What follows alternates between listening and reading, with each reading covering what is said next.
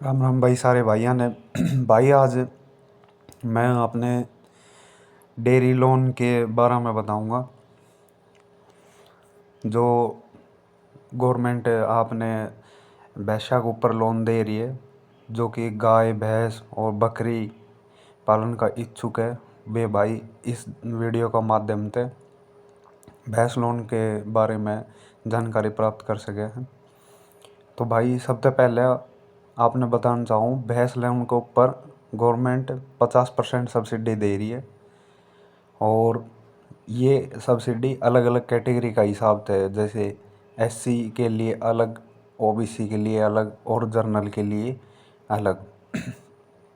तो भाई जो एससी के लिए है वो सब्सिडी है 90% की, यानी कि गवर्नमेंट 90% जो लोन का पैसा है वो सब्सिडी के रूप में माफ़ करेगी, और बाकी का 10% पैसा है वो आपने किस्ता के रूप में भरना पड़ेगा।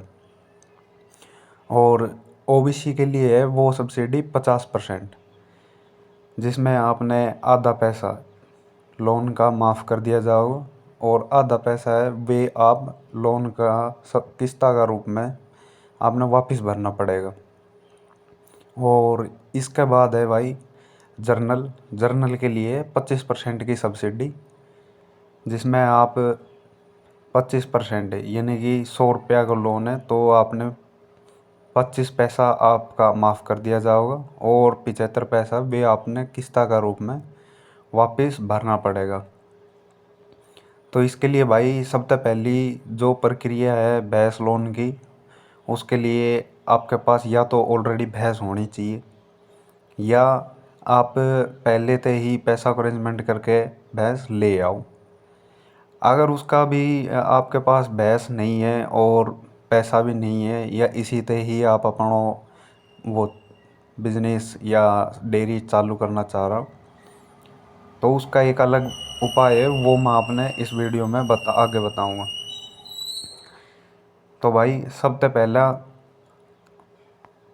आप ये जानो कि कितनी भैंसा को लोन आपने मिल सके। तो भाई मिनिमम है इसमें 2 भैंस या 2 गाय, और बकरियां की कुछ लिमिट है भाई। और मैक्सिमम है इसमें 10 भैंस तक की, और एक भैंस के ऊपर आपने मिलेगा 80,000 रुपया को लोन।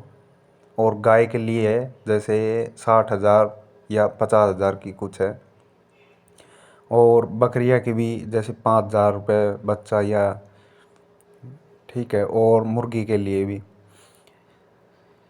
तो भाई इसमें मैक्सिमम आप 10 भैंस तक को लोन ले सको, एक भैंस के लिए 80,000।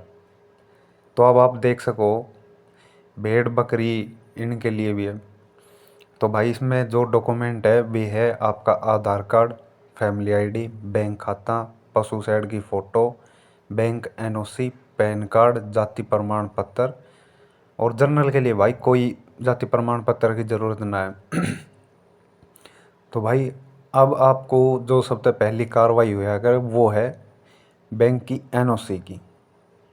बैंक की एनओसी खातर आपको जहाँ अकाउंट है, बैंक अकाउंट जिस बैंक में भी है, आपने वहाँ जाना पड़ेगा। अब जैसे मेरा बैंक अकाउंट है पंजाब नेशनल बैंक में, और वहाँ एनओसी अप्लाई करने के लिए आपको आधार कार्ड, पैन कार्ड और बैंक की पासबुक ज़रूरी है।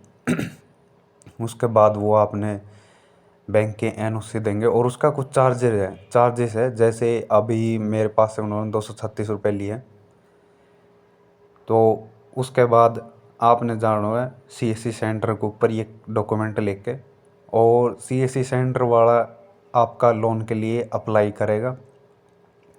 और ये सारी चीज़ अप्लाई होने के बाद आपके जो फाइल है वो आपके नज़दीकी गांव में, जहाँ भैंस या गाय का जो भी हॉस्पिटल है, या जिस भी गांव में आपकी एनिमल का हॉस्पिटल लगता है, उस नज़दीकी हॉस्पिटल में आपकी फ़ाइल जाएगी। और उसके बाद उनका काम चालू होता है डॉक्टरों का। तो डॉक्टर अपना जो काम है वो गांव के स्तर पर कार्य करेंगे, और उसके बाद आपके घर आएंगे। और घर आने के बाद भाई आपकी जो भी रिक्वायरमेंट है, जैसे भैंस, गाय या बकरी या मुर्गी वगैरह, तो उस हिसाब से आपको या आपको सूचित करेंगे कि भाई हम इस दिन आएंगे और भैंस गाय या जो भी है उनकी वेरिफिकेशन करेंगे। तो उसके लिए भाई आपके पास फ़ोन आएगा और उसके बाद जैसे डॉक्टर की जो वेरिफिकेशन है, जैसे भैंस की कैसी है भाई, मान लो उसके नीचे बच्चा है नहीं है, या दूध देती है नहीं है, या कैसी है, बीमार है स्वस्थ है, या भाई कितने दिन बाद यानी कि ब्याएगी, उस हिसाब से वो अपनी वेरिफिकेशन करेंगे। और उसके अलावा जो उनका अलग काम होता है वो है भाई, जैसे भैंस का ऑन टाइम प्रेजेंट टाइम पे इंश्योरेंस करना, और उसके कानों पर टैग लगाएंगे। और जिस भी भाई के नाम से लोन है, उस लोन को वेरीफाई करने के लिए आपका होना ज़रूरी है, क्योंकि आपकी भैंस के साथ फ़ोटो खींचेगी। और प्रत्येक भैंस के साथ, जैसे अभी आपने 4 भैंसों के लिए किया है तो हर भैंस के साथ अलग अलग फ़ोटो, और वो भैंस की फ़ोटो लेंगे अलग से, जैसे आगे से या बैक साइड से, थनों की, और यानी चारों तरफ से। उसके अलावा वो टीन साइड की भी फ़ोटो लेंगे। दूसरा ये है कि भाई अगर आपकी डॉक्टर से साठगांठ है, मतलब ये आपकी जानकारी में हो या थोड़ा बाई चांस रिक्वेस्ट करने के बाद, तो टीन साइड की फ़ोटो थोड़ी मिसमैच हो सकती है, कोई दिक्कत नहीं है। अगर आपका जैसे टीन साइड छोटा है और आपने भैंसों के लिए लोन अप्लाई थोड़ा ज़्यादा किया हुआ है, तो उसके लिए कोई समस्या नहीं है, आप उसके लिए रिक्वेस्ट कर सकते हो, अदरवाइज़ वो मान भी जाएंगे। और दूसरा है, उसके बाद जब वो वेरीफाई कर लेंगे कि भैंस अब बढ़िया है या ये इनके पास ऑलरेडी भैंस है, तो वो अपना काम क्या करेंगे कि भाई उसमें लिख दिया और उस फाइल को वो आगे पहुंचा देंगे कि भाई हमने ऑन टाइम वेरीफाई किया, और वेरीफाई करने के बाद ये हुआ कि भाई उन पशुपालक के पास पहले से ही गाय भैंस या बकरी है और इनको लोन दे दिया जाए।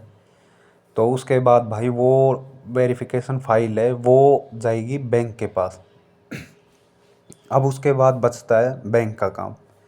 तो अगर आपका जो क्या बोलते क्रेडिट स्कोर या बैंक से लेन देन पहले से ही बढ़िया है, जैसे एनओसी में तो आपने क्लियर कर ही दिया कि आपके ऊपर कोई लोन वगैरह है नहीं या आप डिफ़ॉल्टर है नहीं, तो उसके बाद भाई बैंक वेरीफाई करता है कि इस बंदे की इनकम क्या है और ये कैसे लोन को वापस करेगा।